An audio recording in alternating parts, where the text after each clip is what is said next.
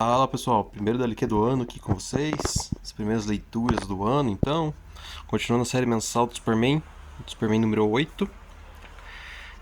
Aqui a gente tem um especial com o Batman, Superman e Authority, relacionado àquele multiverso das trevas que o Scott Snyder tinha criado. Aparentemente tem uma força muito potente, capaz de ameaçar o universo padrão,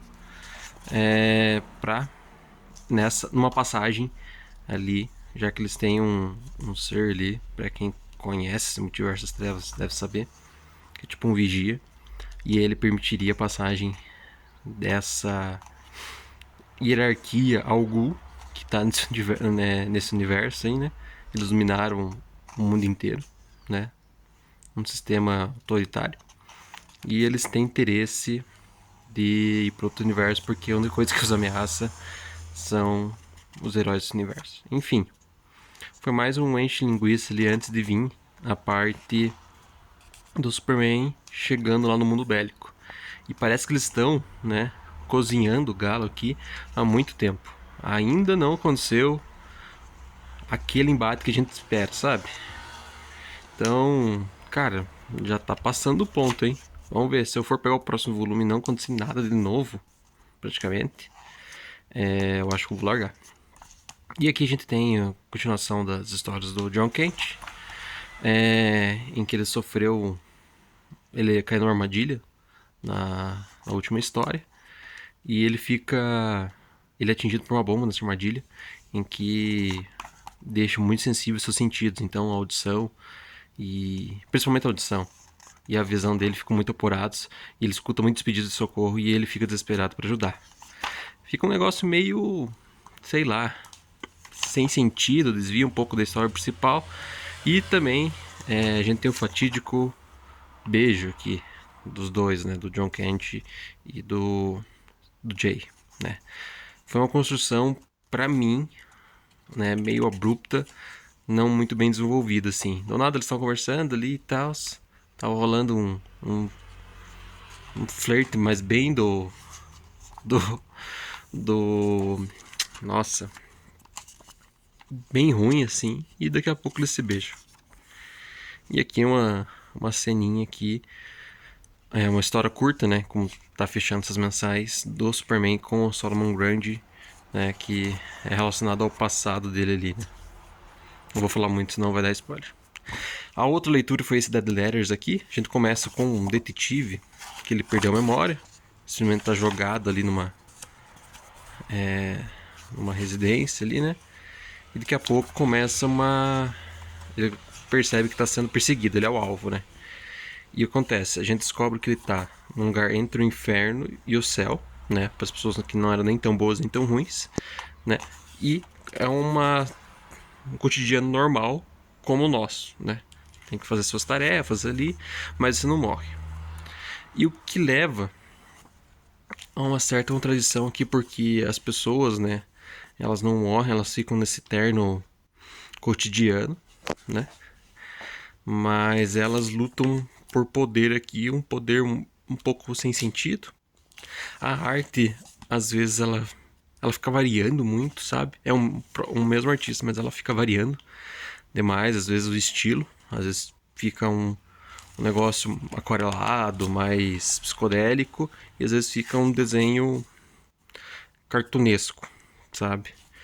E tirando, tem alguns momentos aqui que também não dá pra você entender a cena nessa variação. E fica num vai e vem, um vai e vem sem sentido, né?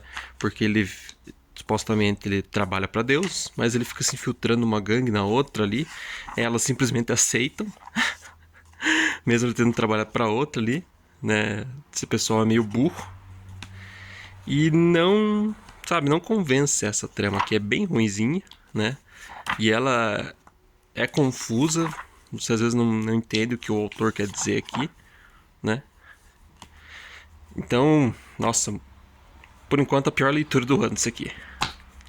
Continuando, Batman do Tom King, esse aqui é o volume 6. Aqui a gente tem uma história em 3 partes do Batman indo com a Mulher Gato pra terra onde tá a Talia, já que a Holly, que era aquela companheira da Mulher Gato, se refugiou lá. Ela cometeu um assassinato de 200 e poucas pessoas e colocou nas costas da Mulher Gato. E eles querem limpar a barra dela antes de se casarem, né? Então por isso que eles partem ali.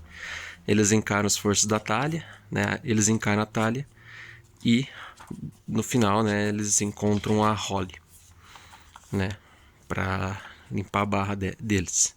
Aqui a gente tem Anual, número 2 da fase do Tom King, que mostra um pouco mais da relação do Batman com o Mulher Gato lá de trás, né? Os primeiros confrontos e tal, desenvolve a relação amorosa deles, deixando algumas coisas, né, implícitas. É uma trama bem legal, sim, o desenho do Lee Wicks tá bem boa. E a gente tem um futuro, né, digamos assim, alternativo deles, né, casados, em que o Batman descobre que tem uma doença, né, e como ele vai lidar com isso e deixar a Mulher Gato, né, além de sua filha, que nesse futuro ele tem uma filha, é um tanto complicado. Uma boa história. E aqui a gente tem o conto dos casais, né, o Batman com a Mulher Gato com o Clark Kent e a Lois Lane, já que o Batman teria que contar ao Clark sobre o seu casamento, né? Eles se conhecerem melhores também, o casal, né? Com outro casal, sobre a Mulher Gato, que não tem muita relação com eles. E eles acabam investigando um crime paralelamente e se encontram no elevador. Ficou bem divertido, né, essa história. Depois que eles resolvem, eles decidem sair de fato. E é um parque de diversão que tem que entrar vestido de herói. Mas para manter a identidade deles preservada, eles decidem trocar, né, de fantasia, já que era capaz alguém, de fato, descobrir a identidade deles, né? Porque um cara entrando muito igual ao Superman deve ser o Superman. Enfim, é divertido, assim. Dos volumes do Tom King eu achei esse que é o mais redondo, né? Nada... Não ficou nada em aberto, assim, nenhum ponto a ser amarrado, né? Nada confuso. E, para acabar aqui as leituras, eu li Calafrios do Junji Ito, uma coleção dos melhores contos, segundo a opinião dele, que ele fez. Aqui a gente tem essa seleção aqui. Disco velho, Calafrios, que dá o nome ao próprio encadernado, modelo fotográfico, balões forcadores e os demais aqui. Alguns eu diria que são icônicos, como dos balões forcadores, como Calafrios mesmo, né? E há alguns aqui realmente bons. Eu gostei bastante do disco velho, né? Que é um disco intrigante, que é uma única cópia, né? E sua gravação tomou um momento polêmico, digamos assim.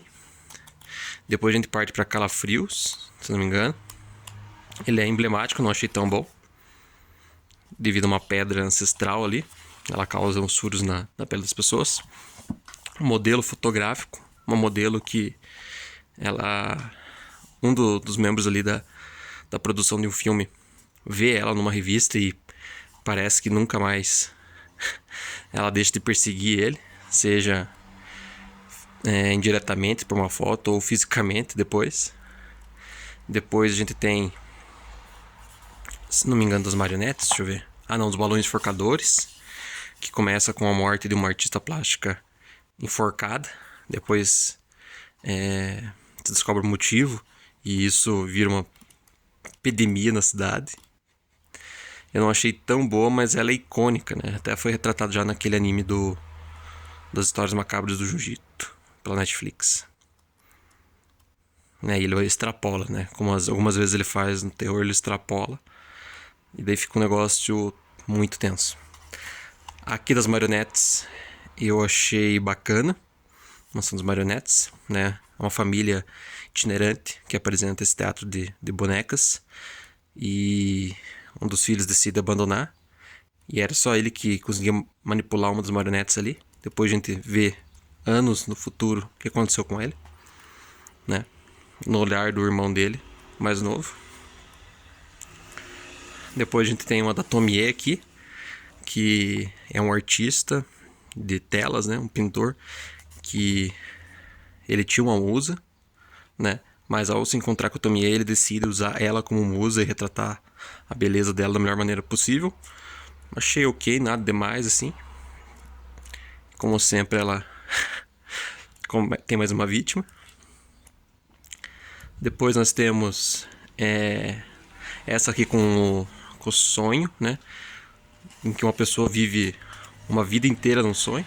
Eu acho legal porque eu gosto muito de histórias que debatem a questão de sonhos, né?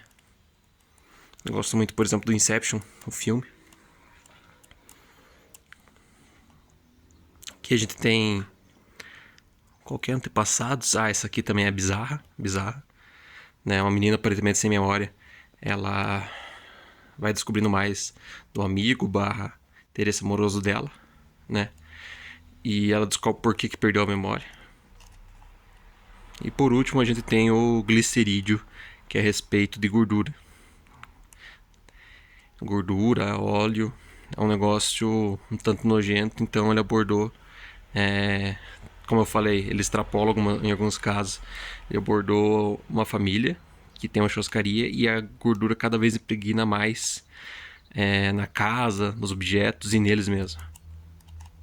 E porque a gente tem uma história inédita daquela modelo fotográfica que eu falei antes, em que ela é uma coadjuvante nessa história dessa menina que ela só aceita ser fotografada inteiramente. As duas se encontram e acaba tendo um destino fatídico esse menino. Bacana. Agora, aquisições. Peguei lá por encomenda na Amazon Wolverine Arma X. Tava num preço bacana, acho. Tava 30 e poucos reais. É uma história bem consagrada do Wolverine, né? Que relata como ele surgiu. Questão de ser mutante, né? Seus poderes. Depois nós temos uma penca de quadrinhos do Darkseid. Eu não tinha quadrinhos deles, a não ser o Fragmentos de Horror do Junjito. Aqui primeiro Silvestre, do Wagner William, um artista brasileiro. Ele faz o roteiro e a arte aqui. Tem essa luvinha. Paguei barato, tava, se não me engano, também sobre encomenda. Paguei com 50% de desconto. Tava um pouco menos de 40 reais. Comecei a ler, né? Aparentemente a gente segue um velho que mora há um certo tempo na selva, sozinho, recluso. E é imersivo a trama, do jeito que vai sendo relatado aqui. Algumas metáforas, porque vai sendo contado algumas parábolas aqui da presa, por exemplo, do predador, que fazem relação a ele, né? Acredito que seja até do conhecimento dele, essas parábolas são parábolas que ele passa pra gente. E tá sendo bacana.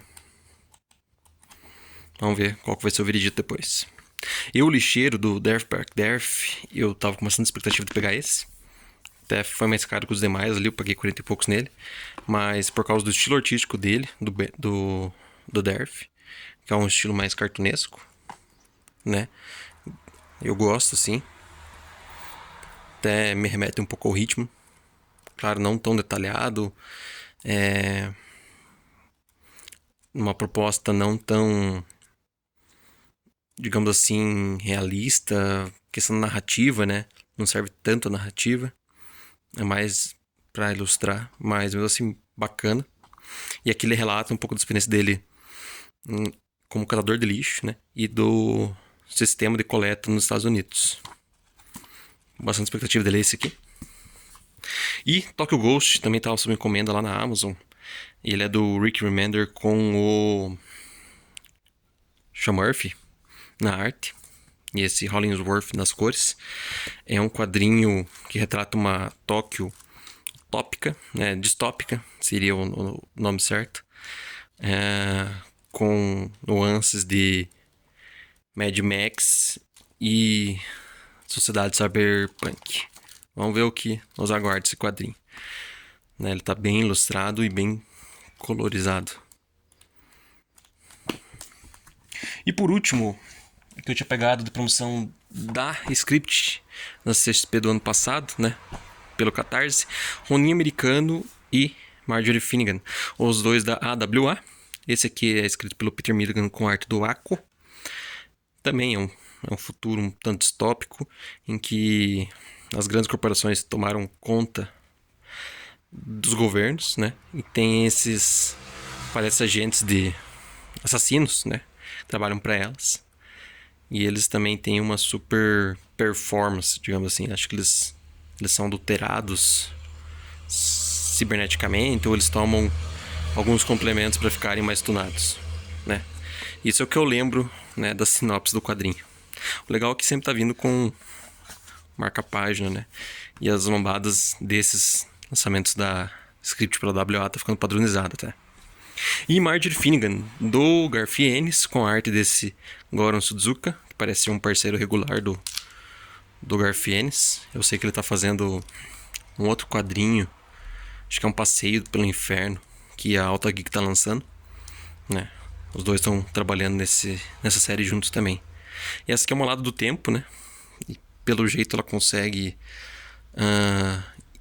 viajar pelo tempo e roubar artefatos, né? E ela se dá bem com isso. E se não me engano, pelo que eu ouvi falar em reviews, mexe também num tema que o Garfiennes gosta bastante de cutucar, que é a religião. E seria isso o primeiro vídeo do ano. Valeu, galera. Até mais.